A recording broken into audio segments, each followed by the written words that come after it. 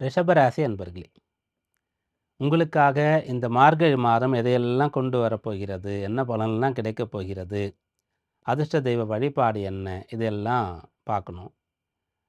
பெரும்பாலும் நம்ம இந்த பலன்கள சொல்லும்போது, தினப்பலன் அல்லது மாத பலன், கிரகங்கள் பெயர்ச்சி ஆகும்போது, வருடம் தொடங்கும்போது, எப்போ பலன் சொன்னாலும், நல்ல விஷயங்கள், பாசிட்டிவான பாயிண்ட்ஸ் என்னவோ அத தான் அதிகமா சொல்லுவோம். நெகட்டிவா அவ்வளோ டீட்டெயிலா நம்ம சொல்ல மாட்டோம். ஏன்னா ஜோதிடம் அப்படின்னு சொல்லக்கூடியது வர்றவங்களுக்கு ஜோதியை, ஒளியை, வழியை காட்டுவதற்காகத்தான்.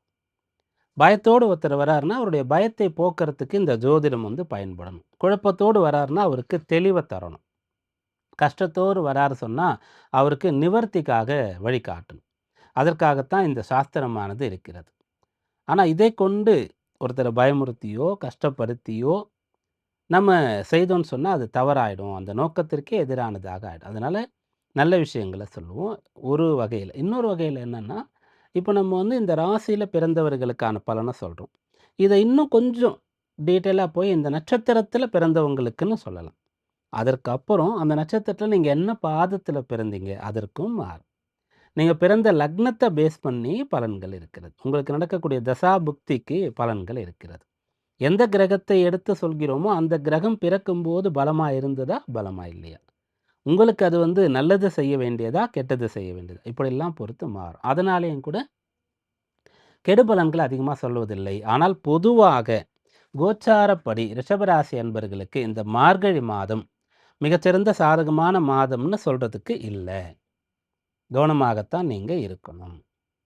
ஆண்டுகோள்கள் மிகச்சிறந்த நிலையில உங்களுக்கு இருக்கு. அத கொண்டு நீங்க சமாளிச்சுக்கலாம். உங்க ரிஷப ராசின்னு சொன்னாலே பிரதானமா ஃபர்ஸ்ட்டு நம்ம சொல்லக்கூடியது சனியத்தான். தர்ம கர்மாதிபதியா அவர் இருக்கார். அவர் உங்களுக்கு அனுகூலமா இருக்கார். லாப ஆதாய ஸ்தானத்தில 11ஆம் இடத்துல குருவுடைய வீட்ல இருக்கார். அதனால உங்களுக்கு இந்த ஆண்டுக்குள்ள சனி ரொம்ப நல்லா இருக்கு. ராகு 10ல இருக்கார். ராகு, கேது, சூரியன், செவ்வாய், சனி இவங்கெல்லாம் 10ல இருக்கிறது நல்லது. அப்ப ராகு 10ல இருக்கார். அது நல்லா இருக்கு. அப்புறம் குரு அவர் 2ஆம் இடத்துல இருக்கார். அதுவும் நல்லா இருக்கு. கேது 4ஆம் இடத்துல இருக்கார். நியூட்ரல். பெரிய அளவிற்கு பிரச்சனை இல்ல. கொஞ்சம் சுகஸ்தானம்ன்றதுனால, மாத்ருஸ்தானம்ன்றதுனால கொஞ்சம் கவனமா இருக்கணும். மத்தபடி இதெல்லாம் உங்களுக்கு நல்லா இருக்கு. ஆனா மாதக்கோள்கள்னு சொல்றோம். அத வச்சு தான் இப்ப இந்த மாத பலன நம்ம சொல்றோம். பிரதானமா சூரியன கொண்டு தான் பலன். அதற்கு அடுத்து புதன், சுக்கிரன், செவ்வாய கொண்டு பலன். இதுல இந்த சூரியன் 8ஆம் இடத்துல சஞ்சரிக்கிற மாதமா இந்த மாதம் மார்கழி மாதம் ரிஷபராசி அன்பர்களான உங்களுக்கு இருக்கிறது. சூரியன் 8ல இருக்காருன்னு சொன்னா, நீங்க என்னலாம் பண்ணணும்? எந்த ஒரு பிரச்சனையிலயும் மாட்டிக்க கூடாது. வீட்ல இருக்கிறீங்க. பெரிய அளவுக்கு உங்களுக்கு ப்ராஃபிட் லாஸோ, இல்ல முக்கியமான இடத்துல சைன் பண்ண வேண்டியதோ, பெரிய முடிவுகள் எடுக்க வேண்டியதோ இல்ல.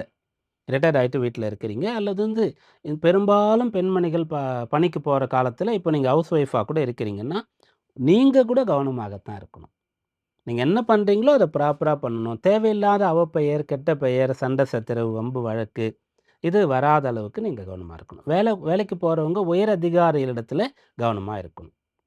அவங்களுடைய பகைய சம்பாதிச்சு வேலை போறதுக்கோ, அல்லது பனிஷ்மென்ட் கிடைக்கிறதுக்கோ, அல்லது பிடிக்காத வேறொரு இடத்துக்கு ட்ரான்ஸ்ஃபர் குடுத்து அனுப்புறதுக்கோ, அது வழிவகை செய்யக்கூடியதா ஆயிடும்.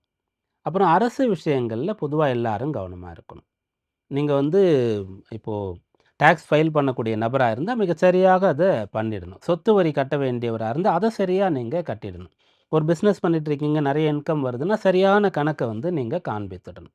இல்லன்னு சொன்னா, அரசு சார்ந்த பிரச்சனைகள் வரத்துக்கு வாய்ப்பு இருக்கிறது. வெளிநாடு போறீங்கன்னா, எல்லா எவிடன்ஸும், எல்லா டாக்குமெண்ட்ஸும் உங்களுக்கு ப்ராப்பரா இருக்கணும். இல்லாம நீங்க போனீங்கன்னு சொன்னா, அங்க இருக்கக்கூடிய அரசாங்கத்தினால பாதிப்பு வரத்துக்கான ஒரு வாய்ப்பு இருக்கிறது. அதனால நீங்க கவனமா இருக்கணும். சூரியன் 8ஆம் இடத்துல இருக்கிறது. சூரியன் 8ல இருக்கிறதுனால மட்டும் நம்ம இத சொல்லல. சூரியனோடு சேர்ந்து உங்களுடைய ராசியாதிபதியா இருக்கக்கூடிய சுக்கிரனும் 8ஆம் இடத்துல சஞ்சரிக்க போறார். மாதம் தொடங்கும்போது அவர் 7ல இருந்து ராசிய பார்த்து கொண்டு இருக்கார். மார்கழி மாசம் தொடங்குது. முதல் 5வது நாள்லயே அவர் 8ஆம் இடத்திற்கு போயிடுறார். அப்புறம் புதன் உங்க ராசிக்கு பூர்வ புண்ணியாதிபதி ரொம்ப நன்மையை செய்யக்கூடிய ஒரு கிரகம். அவர் முதல் 2 வார காலம் 7ஆம் இடத்துல இருக்கிறது உங்களுக்கு ஒரு ஆறுதலான பலன். அப்புறம் அவரும் 8ஆம் இடத்திற்கு போயிடுறார். செவ்வாய் அவர் 7ஆம் இடத்திற்கு அதிபதி. அவர் 8ஆம் இடத்துல இருக்கார் இந்த மாதம் முழுக்க. அதனால அஷ்டமஸ்தானம் வேலை பண்ணுதுன்றதுனால கவனமா இருக்கணும். மேற்சொன்ன விஷயங்கள தாண்டி சொத்து விஷயங்கள். மண், மனை வாங்க போறீங்கன்னு சொன்னா, நீங்க வந்து ரொம்ப கவனமா பார்த்து வாங்க வேண்டியது. எங்கெல்லாம் அதில பார்க்கணும்னா, உதாரணத்துக்கு சில விஷயங்கள் சொல்லலாம்னா, ஃபர்ஸ்ட்டு வந்து லீகலா நீங்க பார்த்துருவீங்க. லீகலா பார்க்காம இப்ப யாரும் வாங்கவே முடியாது. ஏன்னா, முன்னெல்லாம் வந்து பணத்த பரிமாற்றம் பண்ணி வாங்கும்போது, தெரியாம கூட வாங்கிடலாம். இப்ப என்ன பண்றோம்னா, நேரடி பணம் இல்ல. ஒரு டிடி எடுத்து குடுக்குற மாரி இருக்கு. பேங்க்ல இருந்து பணம் போகும். லோன்ல வாங்குற மாரி இருக்கு. அப்போ அவங்களே வந்து லீகல்லாம் செக் பண்ணிடுவாங்க. அப்படி இருந்தாலும் நீங்க இன்னும் ரொம்ப கவனமா இருக்கணும். 2வது அந்த இடம் வாஸ்துப்படி இருக்கிறதா? அப்படின்றத பார்த்துக்கணும். ஏன்னா வாஸ்துன்னா கட்டிடத்திற்குன்னு தான் நெறைய பேர் நெனச்சுட்டு இருக்கீங்க. ஆனா வெறும் மனைக்கு, பூமிக்கும் கூட அந்த மனையடி சாஸ்திரம் தான் பேரே அதுக்கு. அந்த விஷயம் சரியா இருக்கான்னு பார்க்கணும். உங்களுக்கு தகுந்ததா அப்படின்றத பார்க்கணும். வீடு வாங்குறீங்கன்னா கவனமா இருக்கணும். பெரும் பொருள் செலவு செய்து செய்யக்கூடிய விஷயங்கள்ல கவனமா இருக்கணும். அடுத்து வரக்கூடிய தை மாதத்தில, மாசியில, அப்புறம் சித்திரையில வீட்ல பிள்ளைகளுக்கு திருமணம் வைக்கிறதுக்காக ஏற்பாடு பண்றீங்கன்னு சொன்னா, எல்லா விஷயத்தையும் ரொம்ப ப்ராப்பரா பார்த்து கவனமா பண்ணணும். இதிலெல்லாம் நீங்க கடைபிடிச்சுட்டீங்க, கவனமா இருந்துட்டீங்கன்னா, இந்த மாதம் கெடுபலன்கள் ஏதுமே கிடையாது. இதில ஏதோ ஒண்ண நீங்க கவனிக்கல, அவசரப்படுறீங்கன்னு சொன்னா, உங்களுக்கு அதில பிரச்சனை வர்றதுக்கு வாய்ப்பு இருக்கு. நல்ல பலன் ஏதாவது இருக்கிறதா அப்படின்னு கேட்டா, கட்டாயம் இருக்கிறது. அதிர்ஷ்டமான விஷயங்கள் நடக்கும். எதிர்பாராத தனவரவு, எதிர்பாராத சொத்துகள் வந்து சேர்றது, புதையல் கிடைக்கிற மாதிரி வந்து உங்களுக்கு விளையாட்டின் மூலமா பணம் கிடைக்கிறது. ஷேர்ல இருக்கக்கூடியவங்களுக்கு பணம் கிடைக்கிறது அப்படின்னு சொல்லக்கூடியது. இந்த பங்கு வணிகம், பங்குச்சந்தை இதிலிருந்து பணம் கிடைக்கிறதுன்னு சொல்றது. எதிர்பாராத பெரிய வாய்ப்புகள் வந்து சேர்றது. இதெல்லாம் பலனா சொல்லலாம். ஆனா இதெல்லாம் எதிர்பாராத போது வரும். அப்ப எதிர்பாராததை நீங்களே எதிர்பார்க்கக்கூடாது. இப்படி வருமா? இப்படி வரத்துக்கு வாய்ப்பு இருக்கா? அதுக்கு முயற்சி பண்ணலாமா? அப்படின்றத ட்ரை பண்ணக்கூடாது. அப்போ அதிர்ஷ்டமான விஷயங்கள் நடக்கிறதுக்கான வாய்ப்பு இருக்கிறது.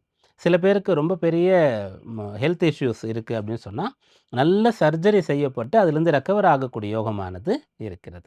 இத நல்ல பலனா சொல்லலாம். நல்ல பலன்னா அதிர்ஷ்டம் கை கொடுக்கும். நீண்ட காலமா இருக்கக்கூடிய உடல் உபாதைக்கு ஒரு ரண சிகிச்சை செய்து அதன் மூலமாக தீர்வானது உங்களுக்கு தெரிய வரும். நீண்ட காலமாக விற்க முடியாத சொத்துக்கள விக்கிறதுக்கான ஒரு வாய்ப்பு உங்களுக்கு இப்போ இருக்கிறது. இப்ப இந்த மாதத்தில சாதகமாக அத பெரும்படியாக நீங்க செய்ய வேண்டிய வழிபாடு ஏதாவது இருக்கிறதா? அப்படின்னா இருக்கு. இந்த மார்கழி மாதத்தில நீங்க என்ன பண்ணலான்னா, அஷ்டமி அன்றைய நாள் அஷ்டமி 2 அஷ்டமி வரும் பொதுவா ஒரு மாசம் அப்படி சொன்னா.